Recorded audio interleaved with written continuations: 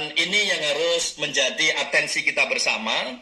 Dan sasarannya Bapak Ibu, dari perencanaan sasaran, kemudian juga dari bagaimana mereka melakukan propaganda. Tidak jarang kita selalu mendengar secara global di bawah United Nations adalah perempuan dan anak yang menjadi sasarannya.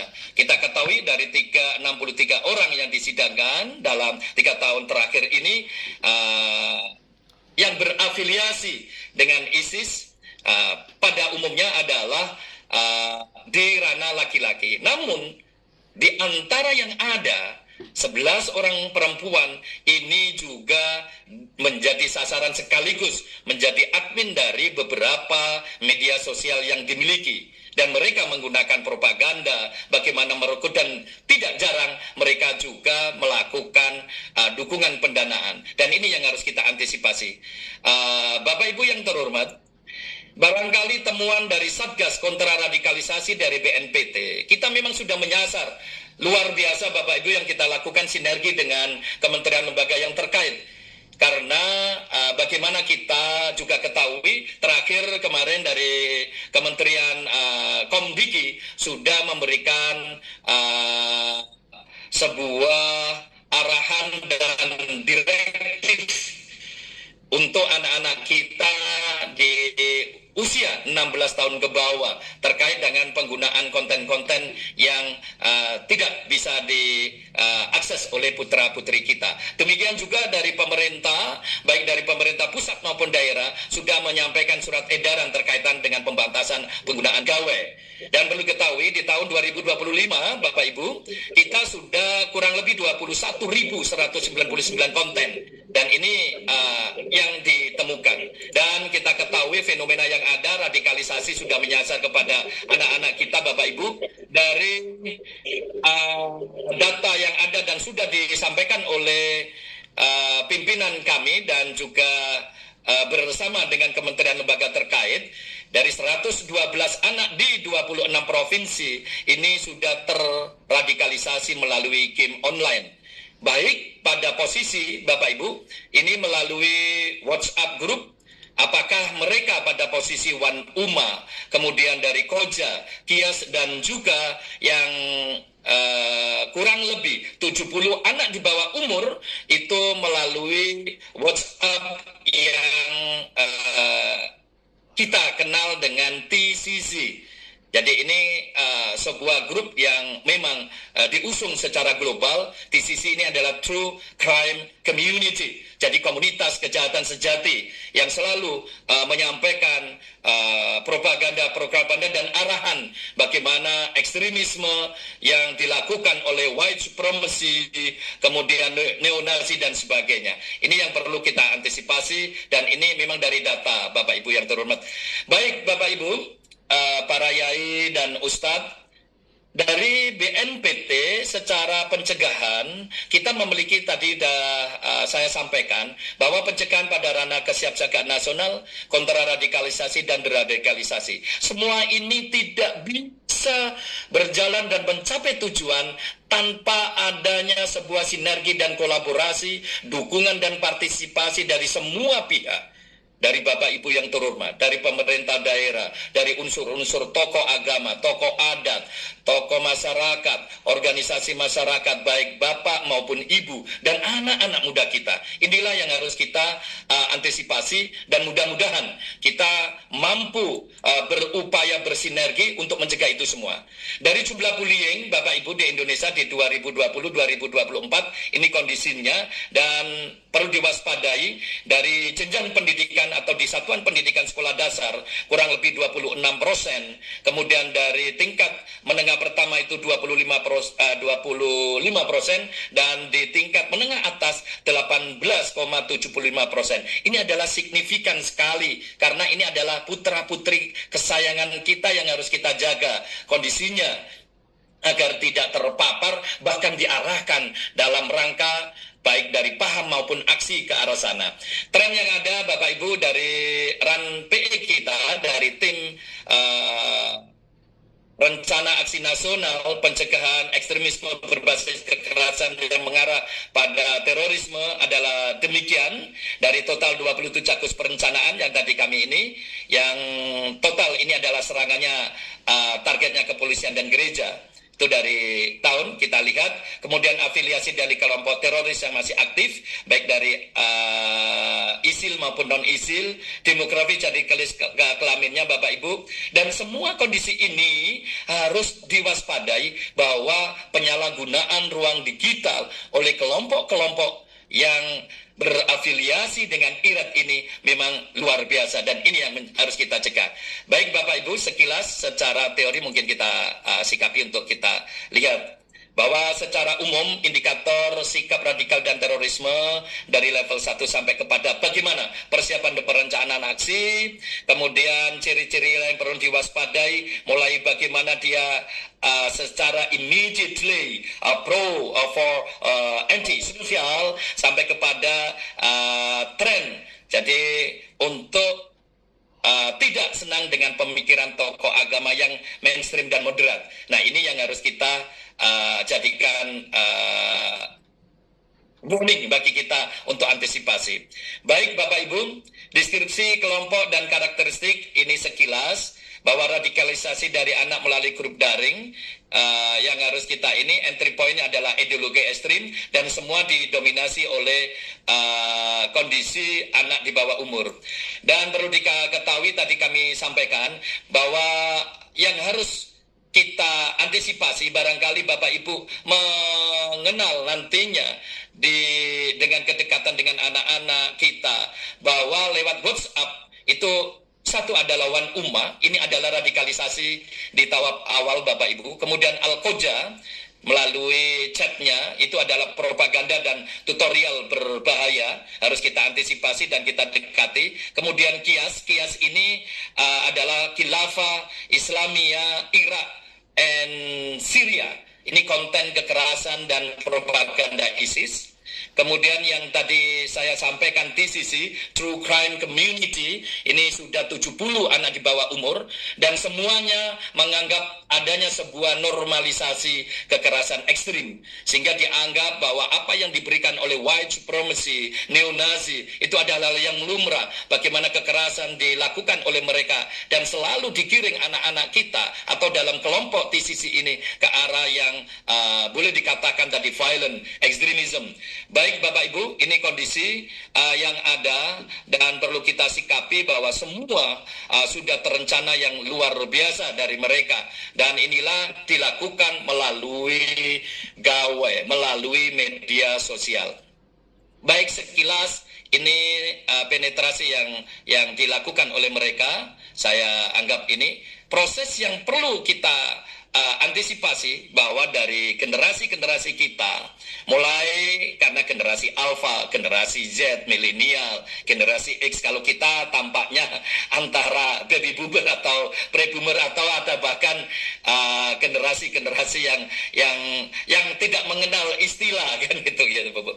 Nah, dari kelompok pendidikan Bapak Ibu, ini yang ada, dan kita harus bersama-sama menjadi warning kita, agar kita paham bahwa ini adalah tugas kita untuk lebih dekat dengan keluarga atau di kondisi lingkungan terdekat kita. Baik, ini proses yang biasa dilakukan mereka, bagaimana paparan konten ekstrim melalui media massa, kemudian resonansi dan penerimaan narasi, sehingga ada namanya kami dan mereka, bagaimana itu dibenturkan, sehingga interaksi ini akan dilanjutkan dengan sebuah konsep secara tertutup, sehingga muncullah tadi WhatsApp seperti Koja, kemudian Wan Umma, kemudian juga TCC, karena dianggap mereka adalah komunitas yang sudah secara signifikan diklasifikasikan berdasarkan arahan dan doktrin yang ingin digiring oleh para pelaku-pelaku paham IRAD tadi. Nah, sehingga ada sebuah komitmen ideologis, dan nantinya diharapkan ada sebuah potensi aksi yang bisa digerakkan oleh mereka. Baik Bapak Ibu, ini latar belakang yang boleh dikatakan secara psikososial. Kami kebetulan dalam diskusi dalam pertemuan-pertemuan kementerian lembaga, termasuk dari rekan-rekan Densus, dari BIN, BAIS, dan juga kementerian lainnya, termasuk dari Komdiki, merasa bahwa ini yang menjadi latar belakang secara psikososial. Keluarga tidak harmonis atau broken home, juga bisa dari korban bullying, kemudian kurangnya pengawasan dan literasi digital, dan pencarian validasi dan identitas diri yang dilakukan oleh putra-putri kita. Nah, ini yang harus dijadikan dasar karena hampir dari sekian puluhan ratusan anak di bawah umur ini bisa diklasifikasikan pada latar belakang psikososialnya demikian. Kemudian bagaimana mekanisme itu harus kita lakukan penanganannya, tentu kita harus menguatkan sekali lagi Bapak Ibu, ini adalah yang menjadi tugas kita, penguatan literasi ideologi dan digital, bagaimana kita mendekati mereka dengan cara-cara rehabilitatif dan juga konseling terpadu, dan menguatkan sekali lagi kekuatan keluarga, komunitas keluarga yang menjadi madrasah pertama dan utama dalam catur pusat pendidikan. Jadi keluarga adalah lembaga pendidikan pertama dan utama yang harus menjadi tolok ukur kekuatan dan ketahanan di sana. Tentu ini harus dibarengi dengan sinergi antar institusi, lembaga-lembaga terkait, dan mudah-mudahan melalui beberapa penelitian survei yang berkelanjutan ini juga akan ditemukan strategi bagaimana merangkul, bagaimana mendekati anak-anak putra-putri kita yang pada zamannya berbeda dalam pola pemikiran dan juga dalam perilaku yang saat ini selalu boleh dikatakan mengarah kepada tren-tren yang diarahkan oleh media sosial. Baik Bapak Ibu, fokus radikalisasi memang pada dua konsep, adalah pemahaman dan radikalisme kekerasan, di mana ini harus kita waspadai. Konsep ideologi pemahaman mungkin saja ini ada kaitannya kepada sebuah paham ekstrim terkait kepada ideologi atau agama, dan tentu pemikiran radikal, namun sekali lagi pada pemahaman ini belum disertai dengan violent extremism, seperti fanatisme keyakinan atau boleh dikatakan religiously motivated gitu. Kemudian radikalisme kekerasan, barangkali ini terkait bagaimana unggahan-unggahan yang mengarah kepada perilaku sadis, unggahan-unggahan yang mengarah kepada kekerasan-kekerasan yang dilakukan oleh pelaku-pelaku di sana, khususnya oleh white supremacy neonazi, itu dianggap normal, sebuah kewajaran oleh kelompok itu, sehingga inilah yang dibubuhkan, didoktrinkan kepada anak-anak kita melalui media sosial. Baik Bapak Ibu yang terhormat, ini klaster yang boleh dijadikan rujukan. Klaster pertama adalah lingkungan dan pola asuh keluarga, di mana pada kondisi ini ilusi zona aman, karena dianggap satu tadi ada sebuah kesenjangan literasi digital. Kemudian kehadiran dari figur otoritas ini tidak ada atau bahkan kurang, mengabaikan sebuah empati dan juga perhatian dari orang tua terhadap anak, dan di mana sebuah nilai-nilai budaya juga tergerus sehingga ini mengalami sebuah erosi. Ini pada klaster aspek lingkungan dan pola asuh keluarga. Bapak Ibu, jika kita ketahui mengapa kondisi ini sangat mudah yang dilakukan oleh para pelaku, karena memang dari klaster lingkungan dan pola asuh keluarga kita mengalami sebuah degradasi. Abai kita, empati dan perhatian kita kepada putra-putri kita barangkali patut dipertanyakan, dan juga adanya sebuah kesenjangan literasi digital antara kita sebagai orang tua dengan anak-anak kita. Dan ini tentu menjadi pertimbangan agar kita bisa muhasabah atau introspeksi diri terhadap kondisi yang kita hadapi bersama. Kemudian pada yang kedua Bapak Ibu, ini adalah klaster aspek psikologis dan emosional anak. Lebih kepada konsep personal anak itu sendiri. Terkait dengan beberapa kejadian seperti di SMA 72, kemudian kondisi yang selanjutnya di SMP 3 Sungai Raya Kuburaya yang di Pontianak. Ini adalah sebuah aspek psikologis dan emosional anak, dianggap mereka pada posisi kompensasi pasca bullying.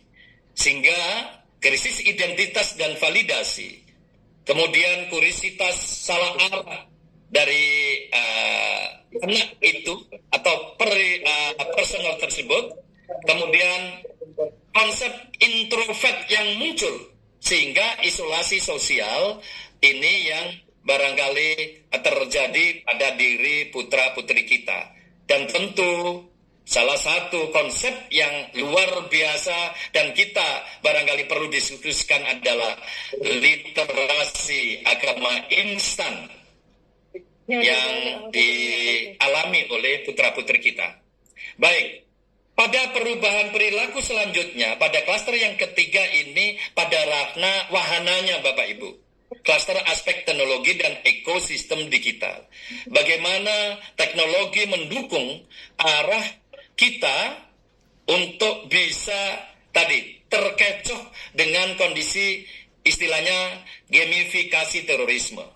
Game-game yang sengaja dibuat oleh pelaku-pelaku itu yang bisa menarik perhatian sekaligus menjadi habit atau kebiasaan putra-putri kita melalui game, tapi diarahkan ke arah paham-paham iret.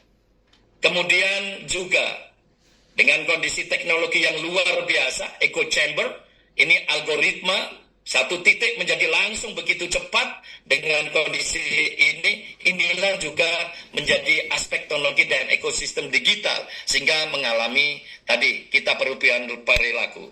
Demikian juga konsep-konsep yang diberikan Bapak Ibu, ini yang diistilahkan grooming ideologis. Kemudian sebuah kebiasaan, sebuah adat yang terus-menerus dilakukan oleh anak-anak kita, akhirnya timbullah ini tadi, adiksi teknologi digital. Bapak Ibu yang terhormat, dari konsep yang ada, kami memang ada beberapa strategi, namun ini mengarah kepada sekali lagi konsep ketahanan keluarga dan ketahanan generasi muda. Bagaimana konsep ini bisa kita kuatkan Bapak Ibu? Kami yakin keluarga menjadi wahana, menjadi lembaga pertama dan utama kedekatan antara orang tua dengan anak, dengan lingkungan terdekat, bagaimana membentuk sebuah nuansa harmonis, sebuah konsep cinta kasih sayang yang telah tertata antara orang tua dengan anak, dengan di lingkungan paling pertama ini harus dimunculkan. Dan disinilah barangkali kita harus menoleh kepada diri kita, apakah ini sudah terwujud di lingkungan terdekat kita? Apakah ini juga menjadi salah satu faktor utama dan boleh dikatakan faktor terbesar? Jawabnya adalah iya. Di antara data yang ada, konsep yang terjadi dan menjadi faktor terbesar adalah broken home. Ini yang harus menjadi catatan kita. Cara-cara yang harus kita lakukan Bapak Ibu, pendekatan kepada putra-putri kita untuk bisa kita kuatkan bersama, dan ini akan menjadi sesuatu untuk jadikan kajian kita secara komprehensif dan kita saling mengingatkan. Baik Bapak Ibu, dari sisi-sisi yang ada mungkin kita skip untuk strategi, mungkin nanti kalau ada pertanyaan bisa kita diskusikan lebih jauh. Dari pedoman pengecekan device atau alat yang digunakan Bapak Ibu, barangkali perlu gunakan salah satunya, ini hanya checklist saja, dan ini sudah dilakukan oleh rekan-rekan kita dalam pendekatan, mulai dari chat WhatsApp pribadi, kemudian chat dari Telegram, chat aplikasi Messenger, kemudian juga grup WhatsApp, kemudian juga dari history web browsernya, dan sampai kepada VPN yang diunduh. Kita harus peduli kepada putra-putri kita. Yang perlu diwaspadai pula Bapak Ibu, kata-kata yang muncul dalam chatting dan sebagainya. Jika ada kata gore, TCC, True Crime Community, ada kata jihad, ada kata daulah, ada kata sadis, death, suicide, ini menjadi checklist. Kalau toh itu ada, kita ajak berdialog. Mengapa putra-putri kita atau mungkin personal terdekat kita menggunakan tautan-tautan yang digunakan dengan kata-kata tersebut. Nah, ini untuk saling mengingatkan. Dan ini adalah ranah yang sudah terdeteksi oleh rekan-rekan di lapangan untuk bisa menjadi rujukan dalam pengecekan device. Baik Bapak Ibu, tentu ini semua harus dibarengi dengan kondisi-kondisi yang harus kita lakukan bersama sebagai bentuk bahwa kita harus hadir, bahwa keluarga harus hadir, dan perlu kita lihat ini simbol-simbol kekerasan ya yang digunakan di grup tersebut, apakah bersama Black Sun, Ku Klux Klan, atau Nazi, atau far right, atau anarko, dan pentagram. Gambar-gambar seperti ini yang kita kenal dengan nihilistik radikalisme, dengan kata gambar no lives matters. Nah, ini simbol-simbol yang ada dan atribut-atribut atau dalam komunitas digital yang sering digunakan. Ini harus kita pahami, dan mudah-mudahan kita juga akan lebih dekat dengan putra-putri kita untuk bisa berempati. Kemudian barangkali ini adalah permainan game, Ibu, Bapak. Mungkin tidak asing bagi kita secara ini ya, kita selalu kadang mendengar Roblox. Game ini memang tidak dilarang, namun perlu kita katakan para pelaku-pelaku menggunakan wahana melalui game Roblox ini, baik dalam propaganda, baik dalam perekutan, bahkan diarahkan kepada tadi apa yang diinginkan oleh pelaku-pelaku tersebut, sehingga unsur-unsur dari violent extremism ini bisa diarahkan melalui permainan game tadi. Baik Bapak Ibu, bagaimana kita memahami dalam ruang digital? Tentu kita harus lebih dekat dengan putra-putri kita. Kita harus kendalikan waktu. Kita harus juga lebih memahami apa yang menjadi kebiasaan-kebiasaan oleh putra-putri kita, dan juga untuk membatasi sekaligus melindungi putra-putri kita di ruang digital. Kita harus menggunakan sebuah konsep two-factor authentication. Kita arahkan menjadi private out of the content sesuai dengan tadi usia. Kita bersyukur di kondisi saat ini dari Komdiki juga memberikan batasan, kemudian dari kementerian-kementerian terkait juga sudah melakukan dengan adanya surat edaran bagaimana penggunaan gawai untuk satuan-satuan pendidikan. Dan tentu Bapak Ibu, kita harus peduli jika ada nomor-nomor pribadi yang menyangkut atau menyertakan yang sengaja link dengan putra-putri kita, kita sampaikan kewaspadaannya. Baik, dan Bapak Ibu, semua ini tentu harus didukung sinergi kolaborasi dari semua pihak, karena peran dari orang tua menjadi mutlak.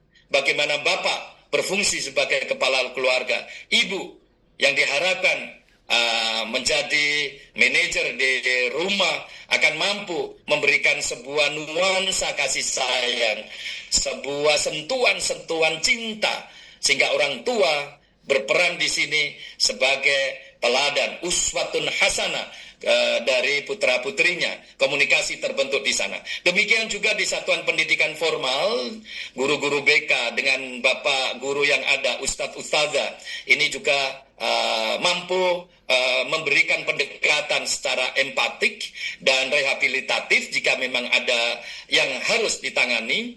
Kemudian juga pemerintah daerah tentu dari semua pihak bersinergi dengan organisasi masyarakat, berkolaborasi dengan tokoh-tokoh agama, tokoh-tokoh muda kita, khususnya tokoh-tokoh perempuan yang tentu sentuhan-sentuhan terhadap perlindungan dan terhadap perempuan dan anak ini bisa diwujudkan. Dan dalam hal ini bagaimana kita mengantisipasi adanya fitur-fitur atau platform-platform yang boleh dikatakan harus diantisipasi dan dicegah. Kemudian Bapak Ibu tentu laporan sesegera mungkin jika ada hal-hal yang boleh dihadapi oleh saudara-saudara kita atau bahkan kita di lingkup terdekat kita. Dari algoritma, dari riset yang ada, ini perlu dikaji sebagai bentuk secara ilmiah, sehingga apa yang muncul ini akan menjadi kajian kita secara ilmiah pula. Dan tentu ini melibatkan para akademisi, Bapak Ibu yang bergerak di pendidikan akan menguatkan dan saling menjadi catatan-catatan kita bersama. Baik Bapak Ibu, di ranah kami model pentahelik dalam penanggulangan terorisme, bagaimana kita merengkuh sinergi dan kolaborasi antara pemerintah, akademisi, kemudian dengan komunitas dari tokoh-tokoh agama, tokoh-tokoh masyarakat, baik dari unsur anak muda dan para kiai, sesepuh, ulama, lintas agama. Ini akan menjadi sesuatu. Didukung juga dengan para pelaku dunia usaha dan pegiat-pegiat media yang tentu diharapkan bisa memberikan kontra narasi, kontra propaganda, dan juga kontra ideologi. Kesimpulannya Bapak Ibu, barangkali radikalisasi anak adalah masalah kompleks yang memerlukan pendekatan multidisipliner. Mengapa demikian? Tidak ada yang bisa bergerak dalam satu pihak bergerak sendiri tanpa dukungan pihak lain. Secara parsial, kita adalah secara sinergi kebersamaan. Bahasa dalam kami adalah dengan pendekatan whole of government and whole of society. Pendekatan ini berharap bagaimana kita merengkuh peran dari pemerintah, dari semua lapisan dengan civil society masyarakat menjadi penguat dari semuanya, dan kita hadir sebagai bagian dari negara ini. Dan bagaimana faktor ini menjadi utama, kita tadi bersepakat bahwa kondisi keluarga menjadi lembaga pendidikan pertama dan utama. Paparan ideologi ekstrim di media sosial ini juga menjadi catatan karena memang sasarannya adalah anak-anak kita yang boleh dikatakan masih di bawah umur, yang masih labil dalam pemikirannya. Kemudian literasi digital perlu kita kuatkan karena di sini lemahnya literasi digital baik di keluarga pada posisi orang tua dan anak, sehingga ada sebuah kesenjangan di sana. Dan sekali lagi pengawasan kontrol kita kepada putra-putri kita, kepada lingkungan terdekat kita, tampaknya perlu menjadi perhatian.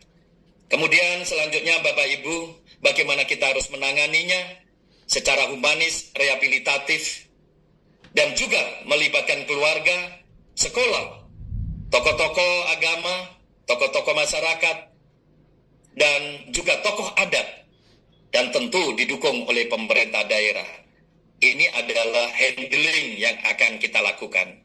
Tentu semuanya ini berpulang bagaimana pemulihan dan reintegrasi untuk anak-anak kita, tidak hanya secara represif, tetapi kita adalah solutif yang komprehensif yang harus kita lakukan.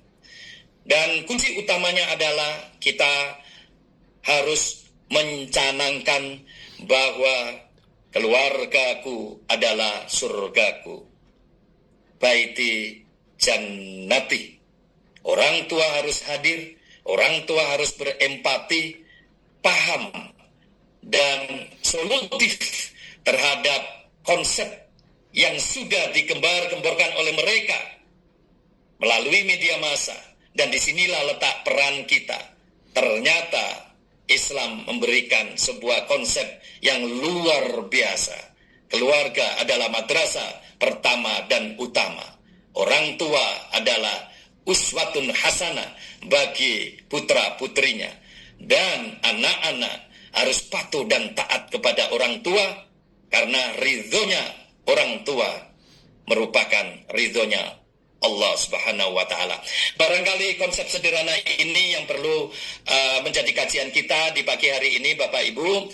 Kami sangat berharap ada sebuah sharing, diskusi, saling berbagi, sehingga konsep terhadap ketahanan rumah tangga, terhadap ketahanan keluarga dan generasi kita ini akan menjadi sebuah konsep utuh, dan berharap melalui guru-guru kami yang ada di sini akan muncul sebuah pemahaman bahwa penguatan ketahanan keluarga dan generasi muda dimulai dari ketahanan keluarga, bagaimana harmonisnya keluarga, orang tua dan anak adalah menjadi ujung pangkalnya. Madrasah pertama dan utama adalah keluarga kita.